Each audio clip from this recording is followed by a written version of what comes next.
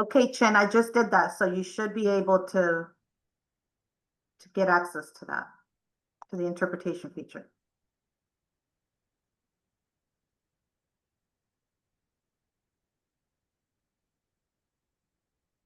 All right, Araceli, any other announcements we need to make before we get started? Did we get the language interpretation? Yeah, I'll make that announcement one more time. Buenos días, esta reunión va a ser facilitada en inglés. Si desea escucharla en español, tienen que ir al icono del globito que se encuentra abajo de su pantalla que dice interpretación. Una vez que hagan clic ahí en ese globito, van a elegir el idioma Spanish, español, y también van a apagar el audio original para que puedan escucharla solamente en español y no la escuchen en los dos idiomas. Si tienen algún problema con el audio, por favor usen el cuadrito que dice Q y A abajo y ahí pueden hacer preguntas y ahí les podemos ayudar con eso.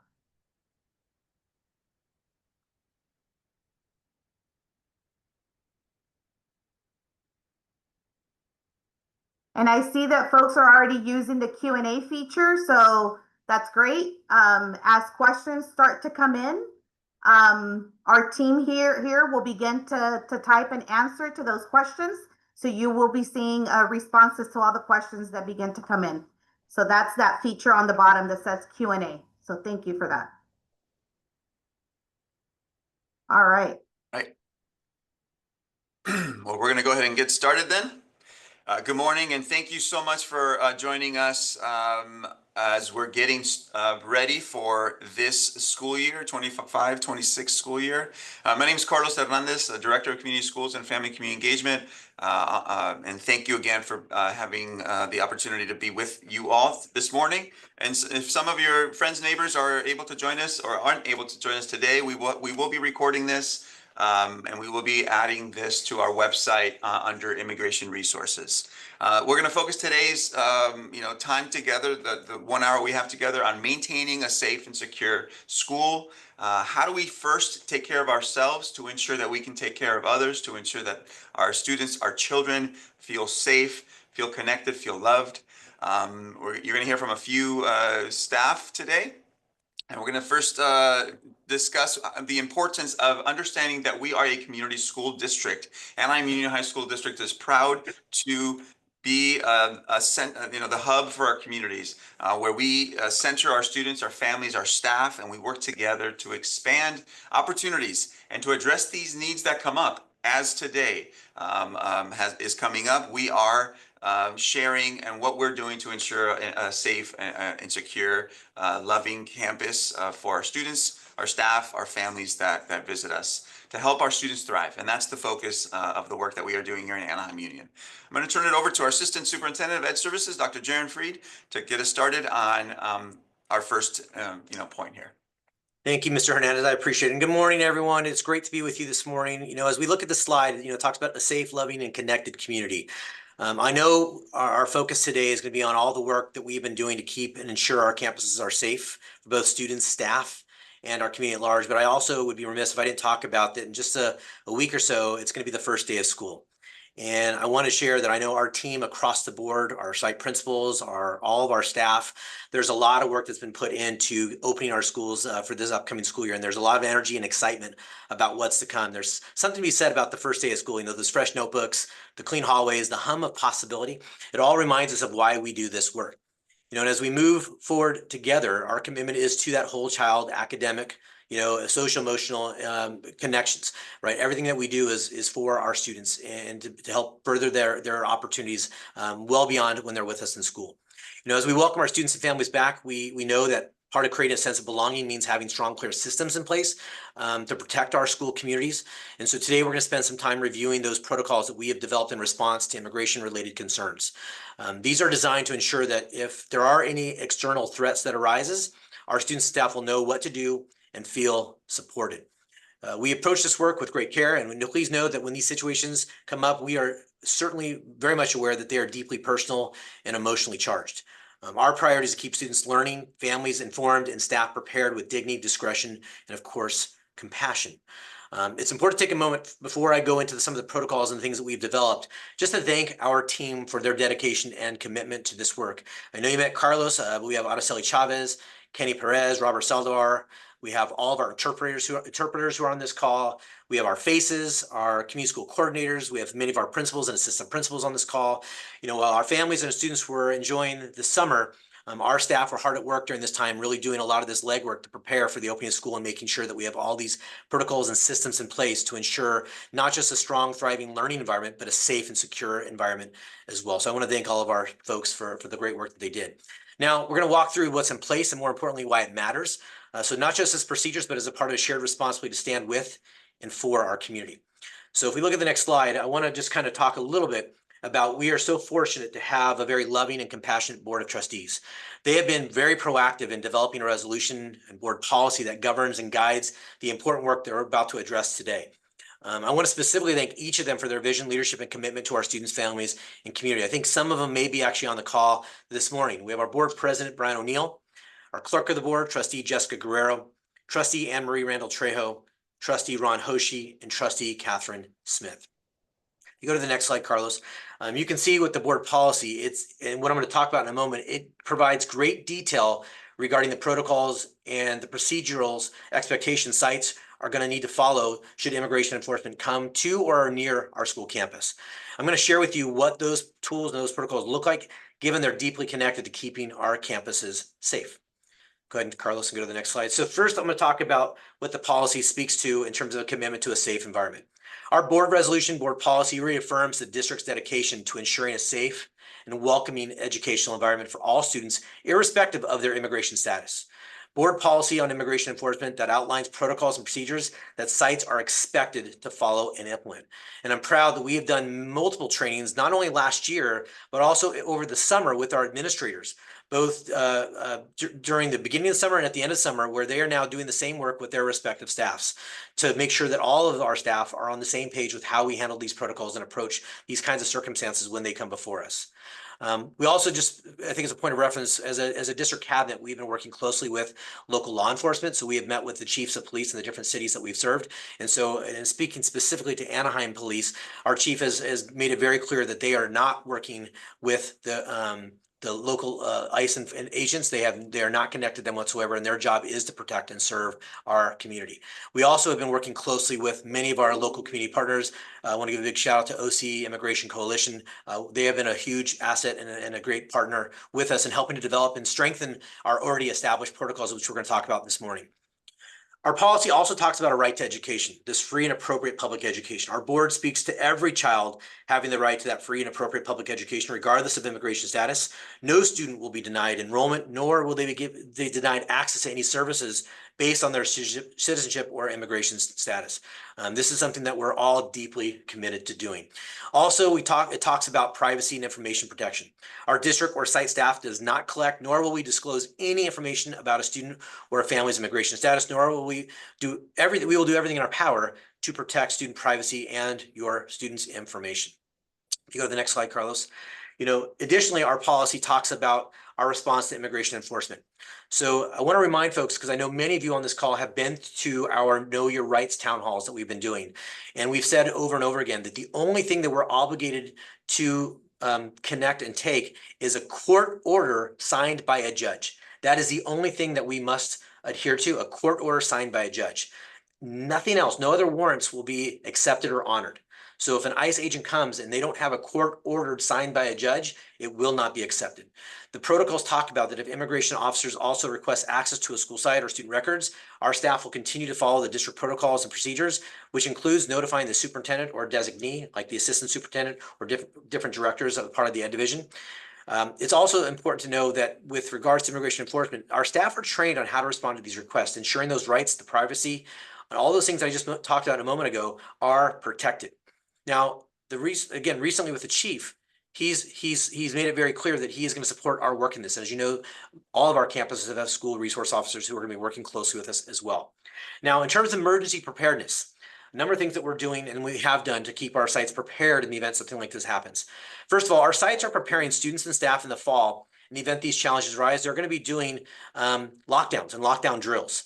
You're going to hear Mr. Saldivar speaking a little more deeply about what that looks like, but this is something you're going to see us being even more proactive and aggressive with. Typically, we do that usually in the September, October time period. We're going to hit that hard in the early fall multiple times so our students and our staff fully understand what to do in case these situations arise. Also, we're going to make sure that we're keeping our students and families regularly informed on any activity that we're made aware of. So, for example, if we're notified that something may be happening off campus but near a school community, we're going to notify the staff and the students of that potential activity that's taking place. So when school gets out, students are now notified that if they walk home, they may want to walk home in a different direction. Also, when parents are notified, that may change things where they now want to come and pick up their child. Right, so we're going to be really proactive in the way that we communicate with our families. Also, as I talked about those lockdown drills, when we do drills or things of that nature, or we have to go on lockdown as a precautionary step, we're going to communicate with our families so you're in the know of these things. I think it's also important to note that when we develop these protocols that I'm sharing with you this morning and our team is going to be sharing, we also got input from parents, from staff, from principals. So this was a kind of a whole stakeholder approach, right? Our community schools approach in the way that we built and designed these expectations. So this isn't something that just a few of us did. This is something a lot of us really built out. The other thing that I want to remind, and I know Araceli Chavez is going to talk about this a little bit later too, it's important to remember, families, when we think about emergency preparedness, do your part to make sure your emergency contacts are updated. I know a lot of you have just gone through or are going through registration. Please make sure to connect with the school and update your registration information so that way, God forbid something happens, we have a number of folks that we can connect with to support your student. It's also important, if you are undocumented or you know someone who is, to encourage those folks to complete a caregiver affidavit. We've talked about this a lot at our Know Your Rights town halls. A caregiver affidavit is what we use in case of emergency where the parent or caregiver is unable to be there. We can now use as a default who they've identified to serve as that caregiver. It's important to note that a caregiver affidavit, it allows that caregiver who is established, right? It gives them residency for the student. It gives the caregiver permission to make medical decisions for the student in the absence of the parent or legal guardian. It also allows them the support with educational decisions. So it's really important that you have that kind of planning in place. God forbid something happens where you're not able to be there. Now, when we think about our support for families, the district is working hard to provide resources for our families. Be sure to check our website for all those resources. You're going to get that link later from either Mr. Perez or Ms. Chavez later in this presentation, but that link has all of the access and it's regularly updated on all the different resources that we provide to our families. And as needed, we'll continue to host town halls, the Know Your Rights forums, things like we're doing right now for our families so you can stay regularly updated and informed. Also, our school counselors, our social workers, our school psychologists, and other staff are readily available to support students experiencing anxiety or stress related to immigration or any other things that are going on in their lives. Dr. Adele Cruz, who's on the call, she's going to speak to this later in the presentation as well. And then we also have educational options for our students or families who are just fearful and not sure they want to bring their student to school. Even though we have all these measures and expectations and protocols in place, if you're still anxious about sending your kid to school, we do have options. Kenny Perez is going to talk a little about that later in this presentation and who to connect with should that be something you want to pursue. And then lastly, the reporting and accountability. Any incident involving immigration enforcement, just know that our staff has been trained to document and report this to the local and appropriate authorities to ensure transparency and that we're adhering to our district protocols, right? This is an internal accountability piece that we put in to make sure we're holding ourselves accountable to do the things that we said we're going to do and the things that our board has set forth for us to follow in our board policy. Schools have also been given templates in terms of messaging, so that way they can communicate promptly and effectively with our community, parents, and staff, right? So that way if there is a lockdown or a lockdown drill, they'll communicate. So that's really important for us too, for that transparency and that proactive communication with our families. Now that I've shared all these different things, I want to make it clear what I've just talked about, most of that has been outlined in our protocols and our policy there in the board policy. But I think you all know in the spring when we were going through these kinds of things, at that time, a lot of the ICE issues that we were hearing about or seeing, they were following constitutional law and speaking with people and not being aggressive and not following and being non-compliant. But what we've seen of late is far more aggressive behavior, and in many cases, maybe them not being compliant with law. So having said that, our team has come together to add more to our already existing policies to put additional safeguards in place to keep students, staff, and our families safe. So having said that, I'm going to now turn it over to Mr. Saldivar, our Executive Director of Ed Services, who's going to talk about some of these additional steps that we've added to our protocols to create even greater oversight to make sure that our campuses are safe and secure. So Carlos, you're going to turn the slide and connect it over to Mr. Saldivar. All right. Thank you, Dr. Fried. Good morning to everyone. Okay, so I'm going to cover some of the stuff that Dr. Frieda had already mentioned, maybe go a little bit more in depth and provide a little more detail. So what do we do when ICE shows up at any one of our sites? So as Dr. Fried mentioned earlier, we've done a lot of legwork, and we have pre-established protocols that our staff have been trained on, admin, classified, so that when ICE does show up, we know exactly what to do. So one of the first things that we're going to do, given the uniqueness of the situation, is that our site principal administration will call for a level 2 lockdown. This is going to allow sites to secure the campus rapidly. It's going to restrict movement. It's going to clear common areas and keep doors closed and monitored while still allowing for instruction to happen. And we're doing this in abundance of caution and to ensure that our students are going to remain safe while on campus. If we could go to the next slide, please. So once this happens, we now have some additional steps that our staff have been trained to do. So in order for them to engage with our ICE agents, so a second step to this will be that they will contact district and police immediately to give us a heads up that ICE agents are on campus. And then we go into the verified versus unverified piece that Dr. Fried alluded to a little bit earlier. So we will ask, our staff have been trained to ask for official identification. As Dr. Fried mentioned earlier, they're going to request to see a signed warrant from a judge. That is the only means or way that they would be allowed to have access to anyone that they're looking to speak to or come in contact with. Without that, they will not be allowed to enter our campus. Now, what happens if we have ICE agents who are forcefully wanting to come onto our campus? They don't have a signed warrant by a judge and are still wanting to enter our campus. At that point, and obviously if necessary, we will elevate to a level 3 lockdown. Okay, so again, we've vetted this with our partners, with parents who we were at a conference in Europe where we had quite a few parents who were a part of that, along with principals, classified staff, teachers. And so we've had a lot of discussions around this, and obviously things have changed here and there, but this is as of now, these are the steps that we're taking. So if necessary, we elevate to a level 3 lockdown. If we have ICE agents that are trying to force their way through the office onto our campus. If we go on to the next slide, please. Okay, so a couple things that Dr. Fried alluded to earlier as well is obviously we want to continue to ensure that we're being transparent with what's going on, both for folks on campus, students, staff included, and then for our greater community, our parents and caregivers.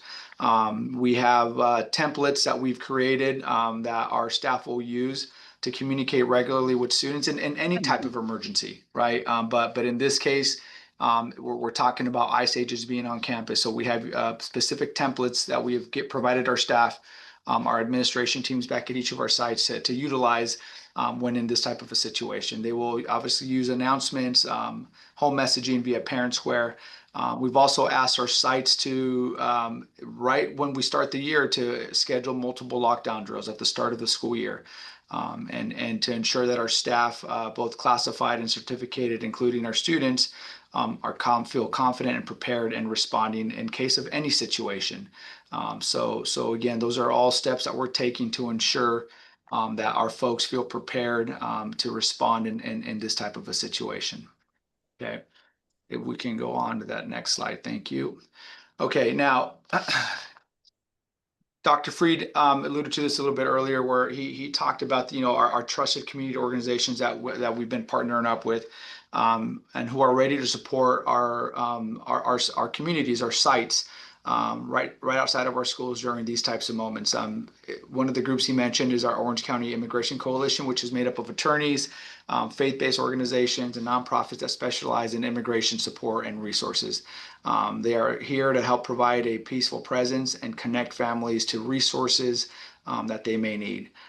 So it's all part of our broader commitment to creating a safe, loving, and connected community, as both Mr. Hernandez and Dr. Freed have highlighted, not just within our schools, but also within within our neighborhoods and our communities. So these partnerships are important to us as we continue to find ways to better support our students and families across our district. Okay, and I believe at this point, I'm going to now hand it over back to Mr. Hernandez. You are. Thank you so much. I just wanted a quick refresh on the slides. We added a few more details. And all right, back to presentation mode. And we'll do that from here. All right, perfect. Can you see my screen? Okay. All right. So really important, thank you, Mr. Salgado and Dr. Freed, what we are doing on our campus to ensure that, here we go, to ensure that we are supporting our students and being proactive. As you all know, through the lens of this community schools approach, our counselors, our family communication specialists, our principals, our administrators, our office staff are ready to support when needed, especially now during these very challenging emotional times. We focus on this idea that when our students and our families are on our campus and we are interacting with them, our school staff will prioritize first day of school to identify any needs that are of need for our students, for our families. Our staff generally know that is the first thing we do. We connect with our families, our students. We build a relationship. We create that culture of care on our campuses. And so we identify those needs, and be it, they could be food, they could be mental health supports, they could be academic supports. All of those environments and those areas our staff are ready to support. If family, parents, loved ones are on this call are ready to reach out to get some support, our counselor, your student's counselor is the point person, is that lead who will begin that process to support our students, our families, and our loved ones. All right, so examples of what this means for food, for example, reaching out to our family communication specialists, our community school coordinators, our school staff. Next week, they will have a robust, they're doing amazing work already. And next week, we're going to systemize the way we share and communicate with you all on our website and through our schools, the food opportunities that exist in terms of that resource.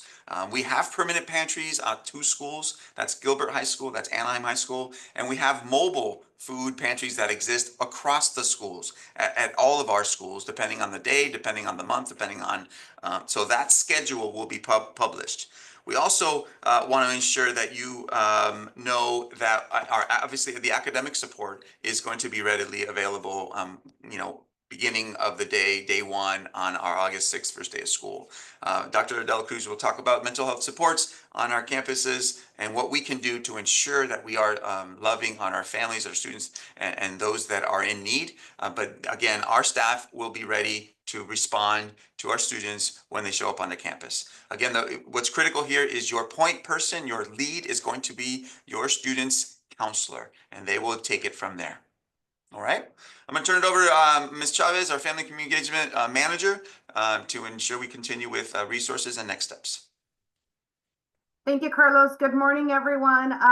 Just a couple of points, for you all to remember. And what I want to, just mention is that what I'm going to be talking about here is really for everyone. I know we're talking a lot about immigration, but when we talk about some of these things that we want to have in place, it really is for everyone, right? To have a family preparedness plan in case of any type of emergency. We're not just talking about, immigration but, just think about, if something were to happen to you, do you have something in place so that your children, know who to call and where to go and, where to find phone numbers and their passports and things like that. So again, making sure that we're updating our students' emergency contacts on ARIES.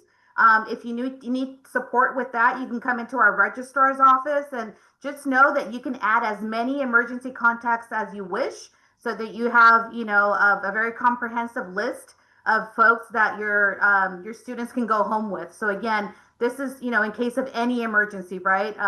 We also do have the red cards, both at the district office and at our sites. So if you need a copy of these red cards, we have them. Please, come out and ask for those. We have them in various languages, Spanish, English, Korean, Vietnamese. So please know that we have those readily available.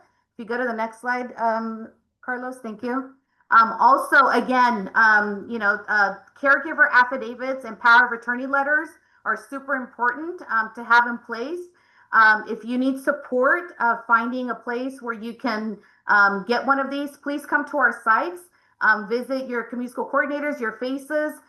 They will have resources on where you all can go to be able to complete either a caregiver affidavit or a power of attorney letter that gives other, family members or friends the rights to be able to continue, education and healthcare for your children. So again, I just want to reiterate how important these documents are in any, type of emergency, right? Where we as parents are not there to be able to pick up our students from school, or be able to take them to a doctor's appointment, or field trips and all kinds of things like that. So again, we are here to help you have these documents in place. So please come to our schools and we will offer you resources on where you can go. Again, just having numbers readily available for legal attorneys, right? And we have a list of phone numbers on our immigration website. And then also having phone numbers for your local consulate offices. So we have all that information on our immigration website, which we will share in just a minute. And then also at the end of the presentation today, we'll have a QR code that will take you to a document that will link you to all these resources. And again, if you need additional support, please visit our family resource centers at every one of our school sites. We have staff that is there and ready to support with any resources that you may need. And then lastly, the next slide again is just, that QR code that will take you to our immigration website. On there, you will find a flyer that has, a abundance of resources that you can utilize. It also has links to documents that you may need. It has previous presentations that we've recorded. So if you missed any of our town halls for your Know Your Rights, you're able to view them there. And we'll also be adding the link to this presentation as well. So again, please have that QR code handy. And all of this will be available on our last slide. It'll be linked to that resource guide. And I think with that, I'm going to turn it over to Dr. Cruz, who will be speaking to our mental health supports here at AUHSD. Thank you, Araceli. Thank you, parents and community members for being here today. Just before I talk about what you see on your screen, I just want to say, we know that as parents and caregivers, you know your children better than anyone else. You understand their fears, their strengths, and what helps them feel better and safe. So in today's presentation, we're gonna just give you a very quick overview of some talking points for children during difficult times. And then at the end, how to access care at school. So it's not about telling you what to say. It's about offering guidance and support as you navigate these, uncertain moments. And especially if we want to do it through love and confidence, which is what our children need in times of crisis. So our goal is to share some talking points, like I said, some resources at the end, and just have, give you some talking points to have calm, honest, and empowering conversations with children to kind of mitigate their fear. We can't obviously, we don't have control over what's happening around us, but what do we have control is how do we communicate with our children and help them feel safe. So, and there's also a link here. Araceli, there's a link to view in more in depth. Okay, there you are. Okay, so this resource kind of gives you talking points on how to be honest but gentle with your children when you're talking to them. The most important thing that we can do for our kids is to open the door for them to come to us and talk to us. and to be able to say to them at any moment, if you need to talk about what you're thinking, what you're hearing, what you're feeling, I'm here for you. We can't control what happens outside in the world, but you and I can sit down and have conversations, and we can communicate to you. So reassure that they're safe. Children in uncertain times, they need to know that we as adults are working on a plan. We're taking care of things, and we are working diligently to make sure that you're safe. Share the family plan, share as much details, and that obviously depends on the age of your child. Older children should know more details, but when they know that, hey, I see that and it makes sense to me, that kind of helps mitigate their fears, and it helps them feel a little bit more calm. Again, invite their feelings and questions. There are no wrong feelings. There are no wrong questions when it comes to children. And when we invite them to freely express themselves and we don't question that, we just kind of guide the conversation and reassure them that we're working on it. We hear you. And if we don't know the answer, you know what? Let me find folks that can help us, professionals that can help us for answers. We want to empower with safe, empower with safe responses. You want to teach your child how to answer if someone asks them questions, because they're out in the community. We are releasing them out into the world. We want them to come to school. We want them to feel like they're safe. However, we want to be able to empower them to respond to questions that they may get. So we want to, allow them to be able to say, my family is going through difficult times, but I'm okay. If they're okay, that's great. I'm staying with someone safe, or I don't want to talk about it. Because one of the things that we as adults oftentimes want to do is want to come in and, engage with children and ask questions. But we want to empower them to say, is this okay with you? Are you okay with us going through this and talking about it? So we want to empower them. And sometimes we want to be able to allow them to say, I don't want to talk about it right now. Maybe, when I'm ready, I'll let you know. And then some tips on how to say it, how to just your tone, repeat to kids that you're safe, we have a plan, you're loved, you have community members, you have family members, and we're working on keeping you safe and making sure that we have a plan on when things happen. Keeping the connection, agree to stay connected, have a plan on how to communicate when your children are not with you. Because as they hear news and they hear messaging, they're going to be concerned, obviously. So the plan ought to include, this is how, if you hear something, this is how you're going to connect with me. And as you heard Ms. Chavez say, that there's a lot of folks, and Mr. Hernandez says, there's a lot of folks on campus that we want to encourage them to go to if they need those spaces to talk to. Helping your child feel ready. I know you're hearing a lot about the plan and having those documents ready, but we want to, during the specific issue that we're talking about, especially older children, is they need to be aware of the plan as well. That's really important for them, as you might imagine. As I'm not going to go in detail in terms of what's on the remainder of this presentation, but I'm sure that we'll be able to add it to the website. If you access this presentation, it goes deeper on giving you specific guidance on how to talk to your children for different reasons. Araceli, can you just scroll down a little bit so they can see the presentation? On the slides, or the one that The one that you had. So I don't want to go into, but I just to have for them to have that visual of If what you that looks click Oh, on the gotcha. link, Carlos, it'll open the, yeah, there we go. Yeah. like. So You just keep going, just slowly, just keep going a little bit more. Keep going. I just want parents to see that what they can access. Keep going.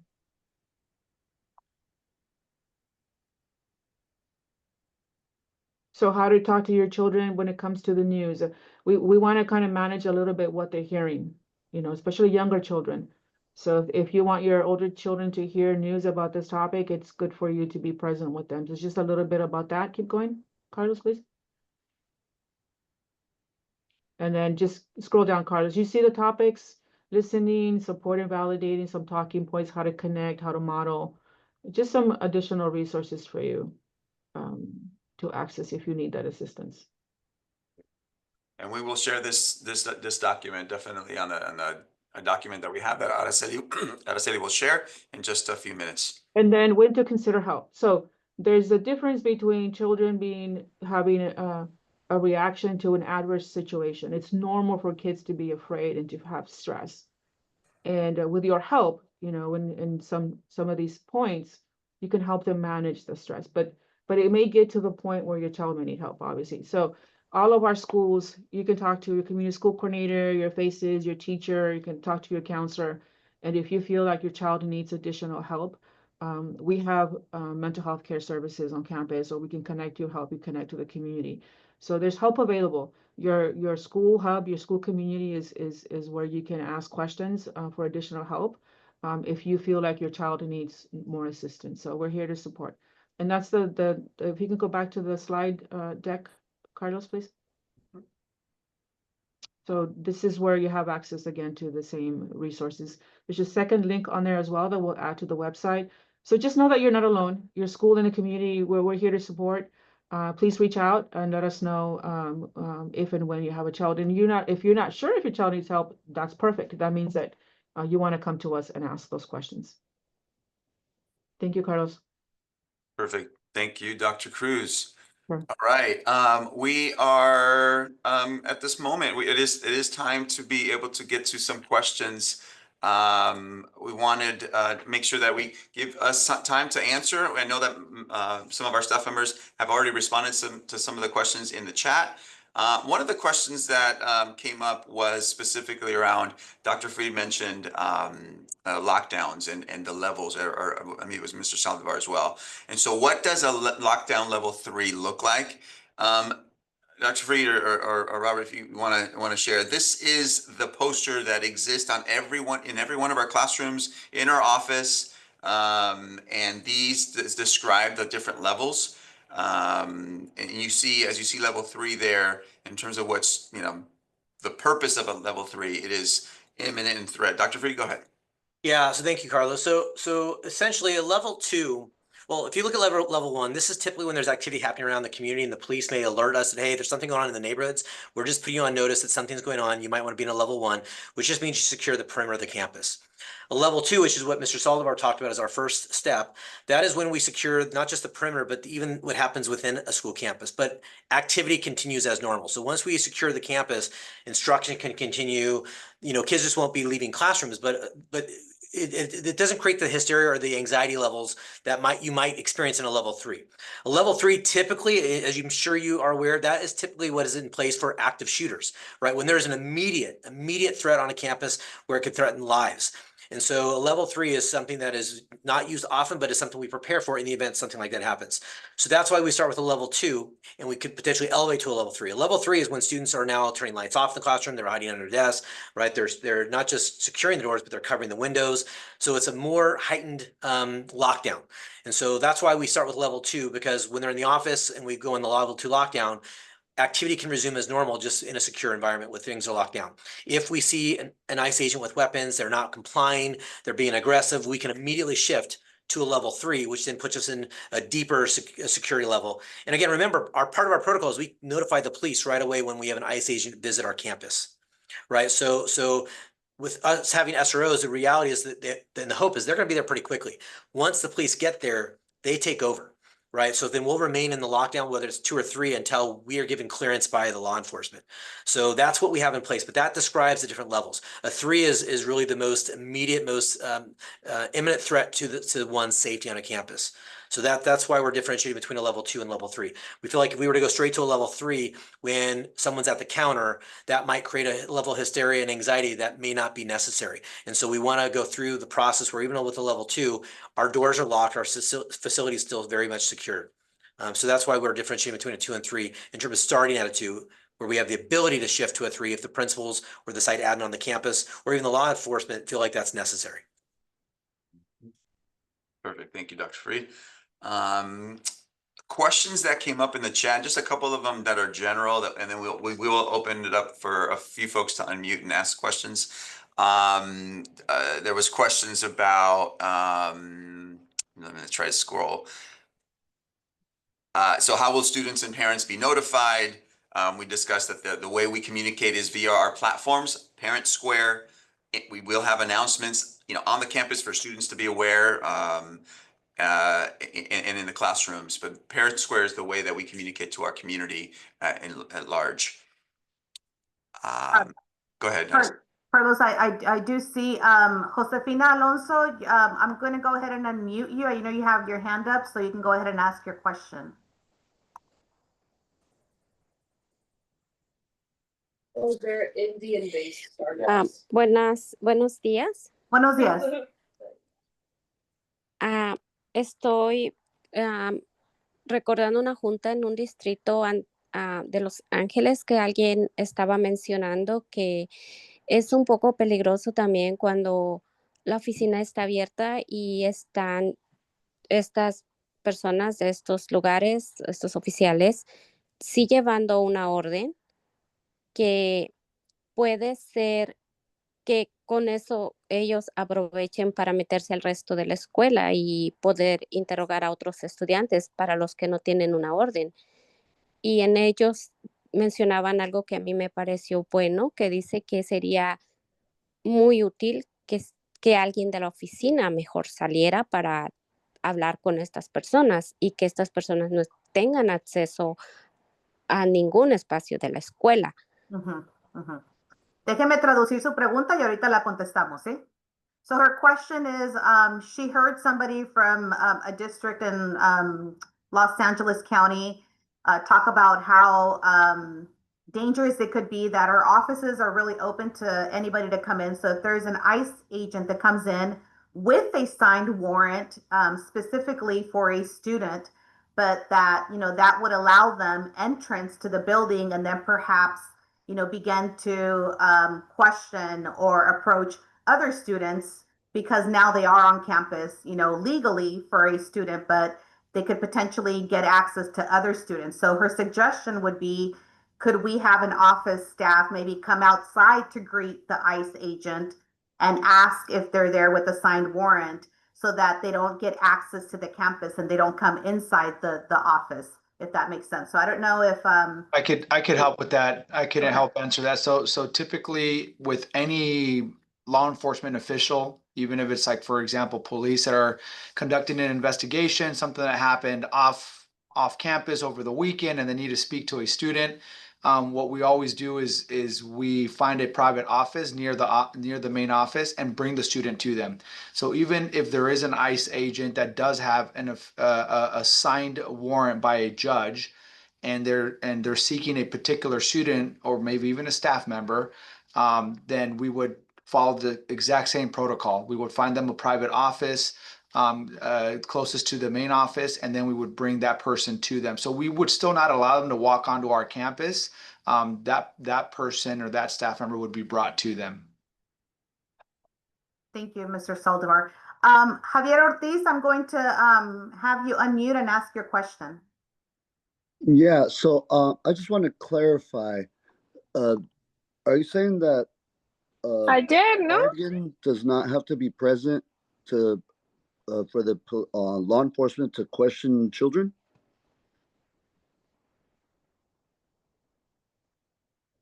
No, the laws provide for law enforcement, whether it's a police officer, when they have proper papers, right? If they had a signed warrant by a judge, just like an officer doing an investigation for, let's say, a crime, if they have that warrant, they are permitted via law to speak with the student. Now, we as admin, whenever someone wants to speak with a student, we always ask the student and the officer if we are able to sit into that session with them as like the surrogate parent. But the police have the ability to say no if they, or the law enforcement to say no if they don't want us in there. But they do have the ability to question or speak with someone if they have the proper papers that allow them to do that. So do you guys have a committee in process, I guess, that knows how to like check this paperwork, whether it's meeting the proper procedures and protocols and standards? Correct. And what happens is not only when they're at the front desk or giving them their ID, part of our protocol is they scan the photo of that ID. They send it to not only the superintendent and designee, which is myself and our team, but we have a district in-house counsel, a lawyer, who also will look at it to verify that it's legit and appropriate. So we have steps in place that will verify If one, the ID that the agent provides is accurate, we want to verify versus unverify, right? The people who are coming, and then the paperwork that they provide. So we have protocols to do just that before any clearance or any next steps are taken. How can I see these protocols?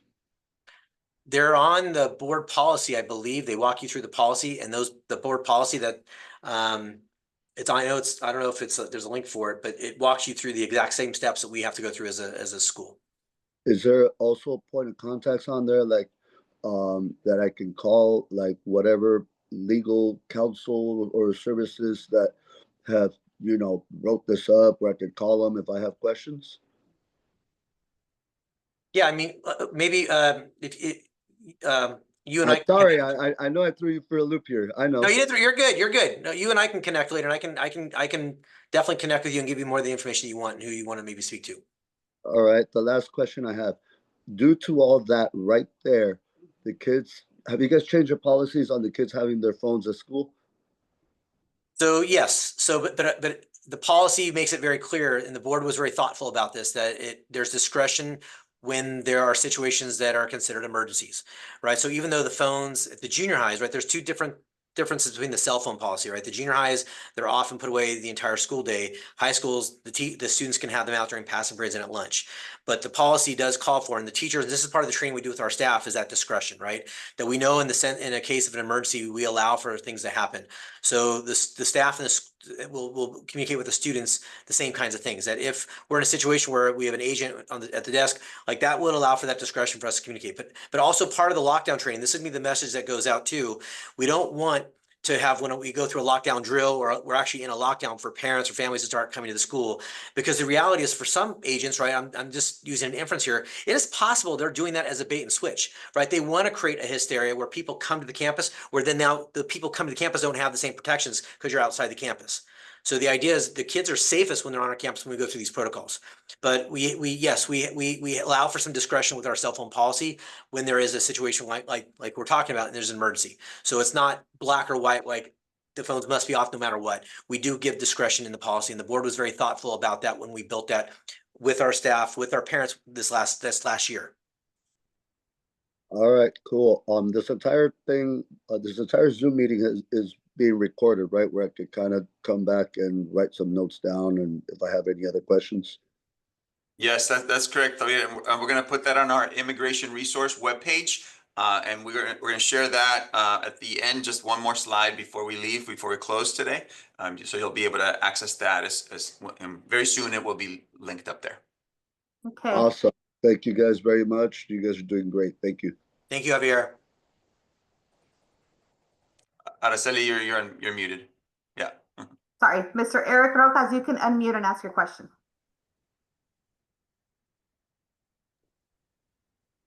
Yes, my question is, what's the procedure after school when there are some sports, like the kids are playing?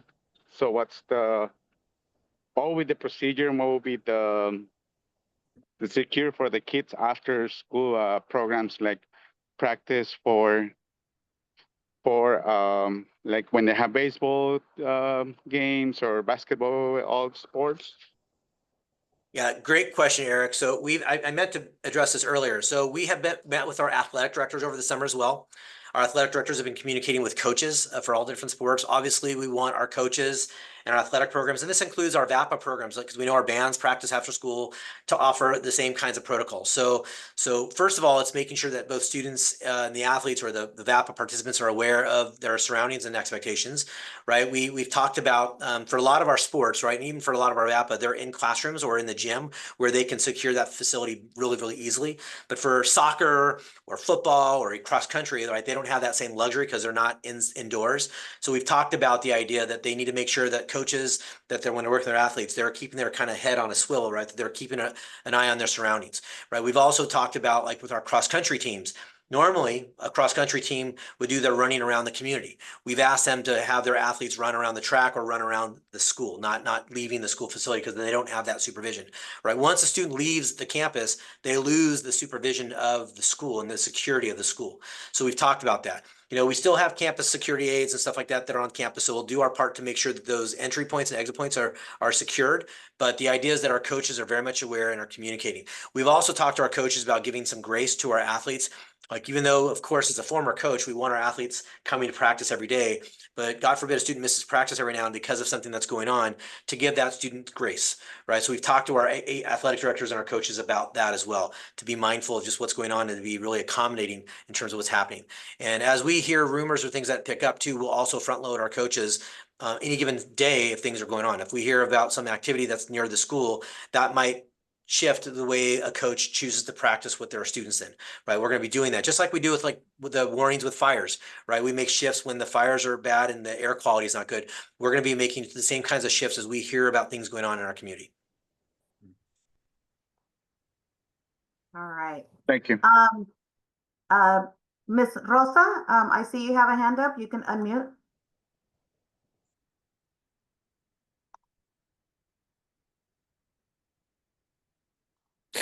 Sí, buenos días. Buenos Disculpe, días. ¿cómo van a hacer, por ejemplo, con los niños que toman los buses para las escuelas? ¿También tienen ellos seguridad o cómo van a actuar con ellos? Okay, so our question is regarding students who board our school buses. What safety measures do we have in place for those students that use our buses as transportation? So a couple of things with transportation. So we've been working with Scott Singer, our director of transportation. He has the same protocols in place that we're using on our campus. They're not letting people on the buses. Also, going back to the question Mr. Rojas asked about athletics, we've also talked to our director that when students come back from games, they're not going to just drop off in the front of the school, that they'll actually drive the bus onto the campus. So again, there's that greater security and that greater protection. So the director of transportation, Scott Singer, he's been doing a great job of being connected to the work that we're doing as well, to provide input to his drivers and all the things they're doing. So the same protocols are in place for them as well.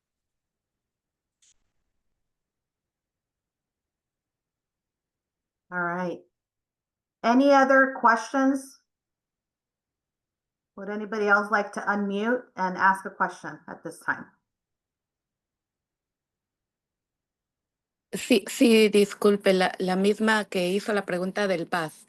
Por ejemplo, en mi caso, mis niñas van a ir a otra escuela que está un poco más retirado del área y ellas toman el bus por Catela, pero el bus no entra a Catela, sino ellas lo recogen afuera.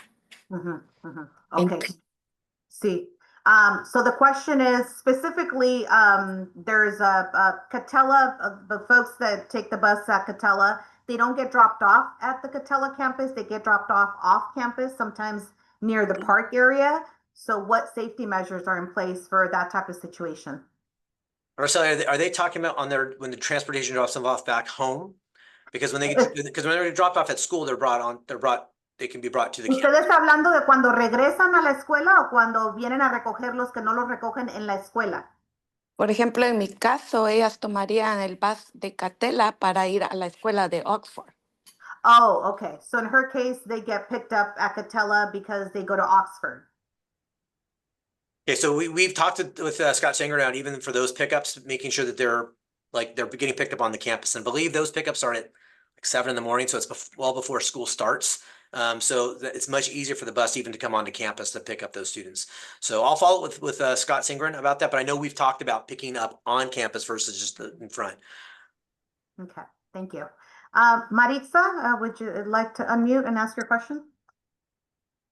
Yes, hi, good morning. Good morning. First of all, thank you for putting this on. I think it's super important that our families know this information, especially coming in next week into the new school year. My question is, will the school sites be having something similar? Just because I know the layout of each school is a little different. The entrances are a little bit different. I'm a parent at Anaheim, and we have a big parking lot. Sometimes people come in that way, and then we have the front of the school. And also, thank you, Mr. Saldivar, for responding to my question in the chat regarding who was informed of this committee and how it came about, because I did not hear anything, right? And I'm a parent that I really like to be involved and engaged, no matter if it's summer, no matter if we're on break, you know, we like to be involved and engaged. So I hope that it does get opened up, or at least share who the parents were on these committees, so we can know what kind of feedback was given, right? And making sure that, you know, all voices from all different areas in our district are being heard and have input on this matter that is literally affecting all of us, whether, you know, we have immigration status or not. It's something that it's affecting our community. So I'd appreciate the follow-up, and maybe at the school sites, even if they have a committee or whatnot, have some input on that. Thank you. Thank you, Maritza. And yes, we couldn't agree with you more. Going back to the first point you made about the school site. So yeah, when we trained our administrators and our staff regarding all these protocols, the nuance was also working with the schools to do their very own training with their own staff. Because as you said, each school site is configured a little differently in the way that their parking lot flow is, or the way things are situated on their campus. So the school principals and admin team will be working closely with their sites and their parents and their students in the way that they communicate the expectations of the role of these protocols as it connects to their school and their school configuration. So yeah, there's an expectation that these are happening across our schools, but there's a little bit of flexibility in terms of how they go about it, because the schools are very different in terms of their setup. So you're spot on. The schools will be doing that work to start the school year, hence why also the lockdown drills and those other things are going to happen early on, so they can really do a lot of proactive prep work to make sure that we are ready, God forbid something like this happens. So thank you, Maritza, for your question. I appreciate it. Okay, and Ms. Maria Llamas, you have a question as well? Hi, good morning. Thank you so much for answering all those questions. One more question. I have a concern. Now that the students are using laptops more, I'm concerned in regards to their posture. My daughter, she's borderline scoliosis. So what can she bring something, or can you guys provide like that stand for the laptop so they're not like, slouching so much?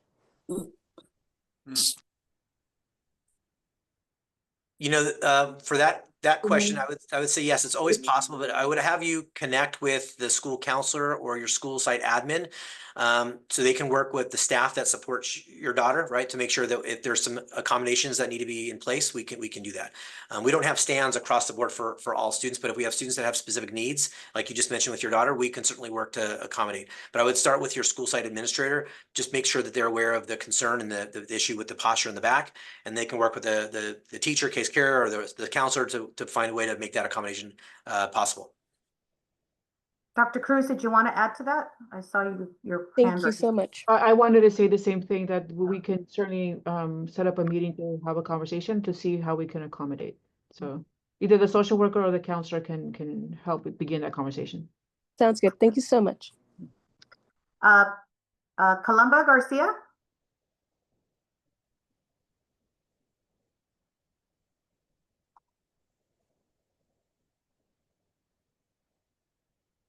Okay, you might be having difficulties unmuting. Ms. Garcia or Mr. Garcia? While she's unmuting or he's unmuting, there is a question as a follow-up to the bus question. What are the protocols for our parents at the Ponderosa bus stop? Well, what I would suggest, right, because I mean, it's outside of school. I think it's a lot safer bringing them closer to the home than having the students walk, right? So I would say if you know the bus drops off at a certain time, and we always tell kids too when they walk home to walk home in groups. It's safer with the walk in groups rather than alone. So when students are getting off the bus, obviously they're getting off the bus in a group, which is better in numbers than one.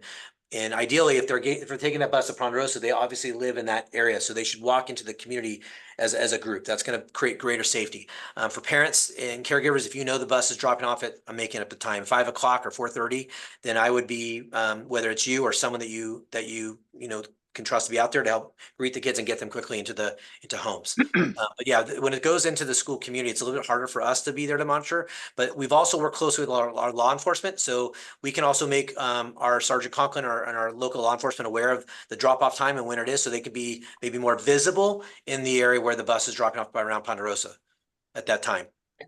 I would also add to that, just, I know we've had a few town halls with Know Your Rights.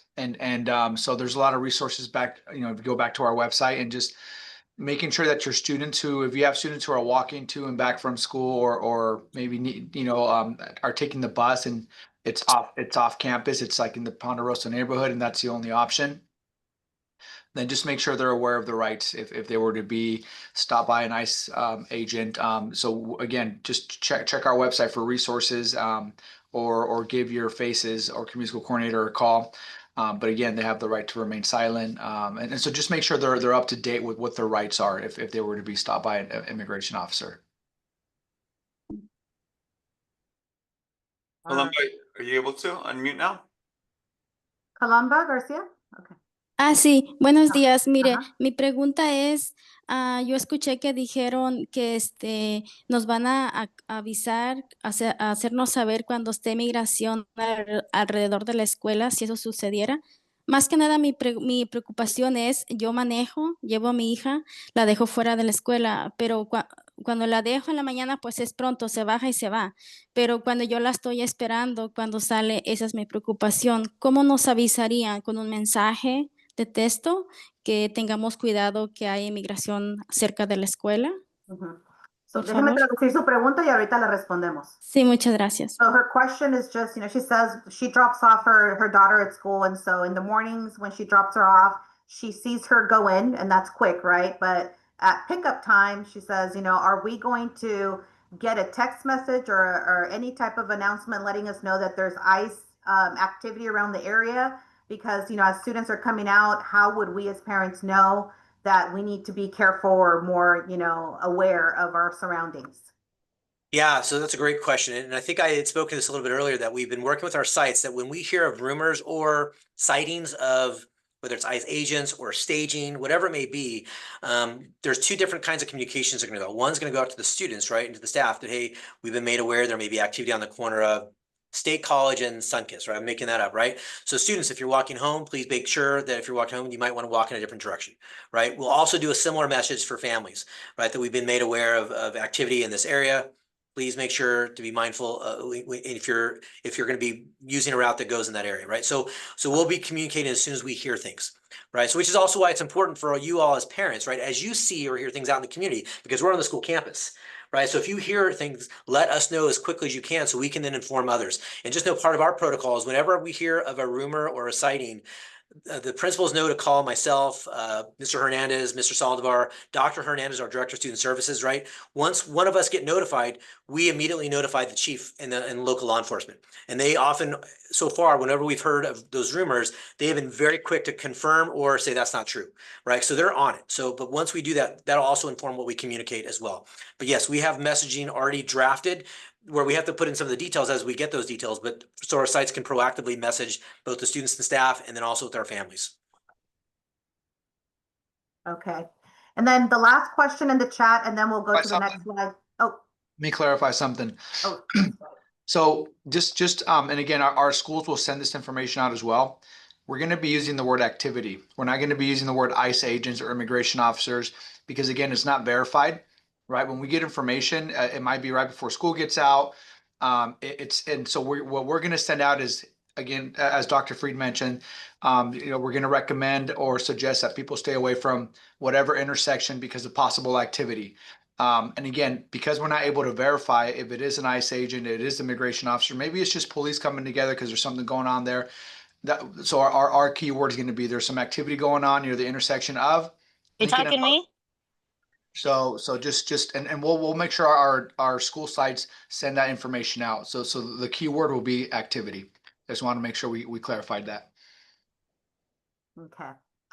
The last question in the chat before we close, has there been any discussion regarding adding more security cameras on campus, specifically in the parking lots?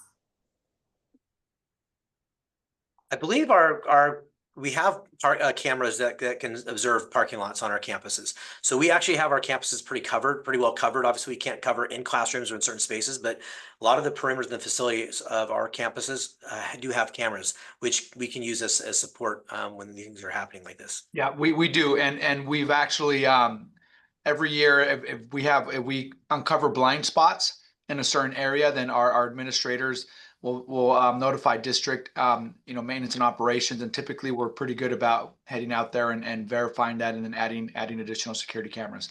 Correct. You feel that there's an area at your site, home site, where maybe it's a blind spot, potential blind spot. You don't see any cameras. You see possibly an area where there might be some things going on when during school or after school or before school. Then just let your administration know, and I'm sure they could look into it. All right. With that, I'm going to turn it over to Mr. Hernandez to close. Yeah, such a emotional time for all of us. We, many of us have shared before, we are in this together. The idea of the community schools is that we are a one community, and we love each other. We take care of each other. We support each other. We keep each other safe. I want to thank you for being a part of this. As you ask those questions, we learn from those questions. As you ask questions that are, maybe critical, it's important for us to know that's an area that we need to improve on. And so we thank you for those questions and those concerns, because I know we're all working on this together to keep our students, our staff, our families, our community safe. On the website, or on the screen, you have a QR code that will take you to all of the different resources that we shared throughout the hour together, including our website, including the resources that Dr. Cruz shared, including information on immigration and other things. So please make sure you get to that. This again was recorded and will be added to our website under immigration resources as soon as possible. We do have an evening session as well today. And so if you have people that couldn't make it today and they want to be able to ask questions, please come to us. That's at 5 o'clock, Araceli, right? 5 o'clock this evening. The link is the same. No, sorry. There is a different link. It's in the Parent Square message that I sent, but I will be sending out another text message right before the 5 o'clock so that you have the Zoom link for the evening session. Thank you. Again, on behalf of Anaheim Union High School District, our board, our cabinet, superintendent, and all of our staff, we want to thank you for being a part of this. Please share and communicate any immediate needs to your local school site, your counselor, and those that are here to support and help our students, our families, and our community thrive. Thank you very much. Have a great rest of your week.